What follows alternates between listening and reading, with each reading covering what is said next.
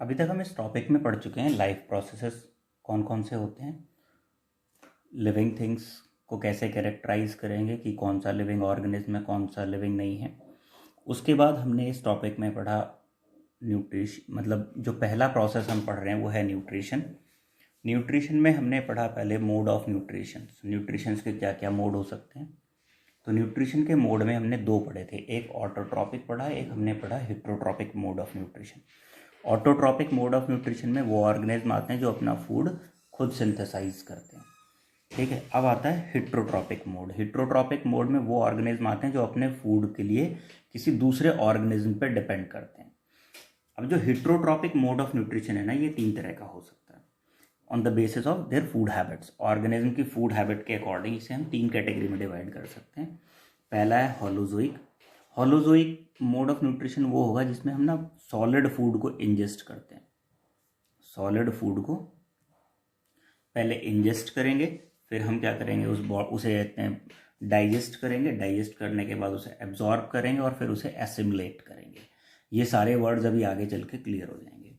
Next आता है parasitic mode of nutrition. Parasitic mode of nutrition में ना होस्ट एंड प्रे रिलेशन होता है, होस्ट एंड प्रे रिलेशन, ठीक है। ये जो पैरासिटिक मोड ऑफ न्यूट्रिशन है ना, कई बार इससे बच्चे कंफ्यूज होते हैं सिम्बायोटिक रिलेशन में।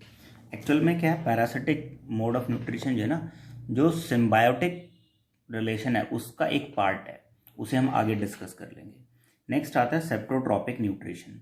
सेप्टोट्रॉपिक न्यूट्रिशन, यहाँ भी एक कन्फ्यूजन होता है किसके साथ, स्कैवेंजर्स के साथ, उसे भी हम आगे डिस्कस करेंगे। सेप्टोट्रॉपिक मोड ऑफ न्यूट्रिशन में जनरली होता क्या, they feed on dead and decaying. Actually feed word ना यूज करके अगर हम करें, they decomposes dead and decaying organism. हम यहाँ फीड वर्ड ना यूज करके डिकम्पोजेज लिख रहे हैं, बताऊंगा मैं आगे क्यों करेंगे हम ऐसा। तो तीन अलग अलग मोड हो गए, एक होलोजोइक जो क्या सॉलिड फूड में को इंजेस्ट करेगा, पैरासिटिक जो होस्ट एंड प्रे रिलेशन रखेगा, एंड सेप्रोट्रॉपिक जो डिकम्पोज एंड करेगा किसे, डेड एंड डिकेइंग ऑर्गेनिज्म को, ठीक है। पहला देखते हैं holozoic mode of nutrition. Holozoic mode of nutrition में क्या है, holozoic mode nutrition means feeding on solid food. इसका मतलब ही होता है कि सॉलिड फूड पे फीड करना है। इसमें होगा क्या, कोई भी ऑर्गेनिज्म माउथ के थ्रू फूड क्या करेगा, इंजेस्ट करेगा। इंजेस्ट करने का मतलब क्या है, taking food inside the body. Mouth के थ्रू फूड क्या करेगा, इंजेस्ट करेगा, ठीक है। इसके बाद ये क्या करेगा, डाइजेस्ट होगा फूड। डाइजेस्ट होने का मतलब ये है कि इजीली एब्जॉर्बेबल फॉर्म में कन्वर्ट होगा। एक लंबा प्रोसेस है डाइजेशन का, आगे बताऊंगा मैं। उसके बाद ये फूड क्या होगा, एब्जॉर्ब होगा। अलग अलग ऑर्गेनिज्म में डाइजेशन के एंड एब्जॉर्प्शन के तरीके अलग अलग होते हैं। तो ये फूड एब्जॉर्ब होगा। जनरली अगर हम एनिमल्स की बात करें, एनिमल्स में फूड क्या होता है, इंटेस्टाइन में, जनरली स्मॉल इंटेस्टाइन में डाइजेस्ट होता है, तो वो एब्जॉर्ब होता है, ठीक। इस एब्जॉर्प्शन के बाद इस फूड का जो सॉलिड फूड है, जो सॉलिड वेस्ट बच गया, वो एक्चुअल में फूड तो एब्जॉर्ब हो गया, जो काम की चीज़ थी वो एब्जॉर्ब हो गई, जो बच गया वो क्या हो गया, वेस्ट हो गया। तो ये सॉलिड वेस्ट को ना इजेस्ट किया जाता है,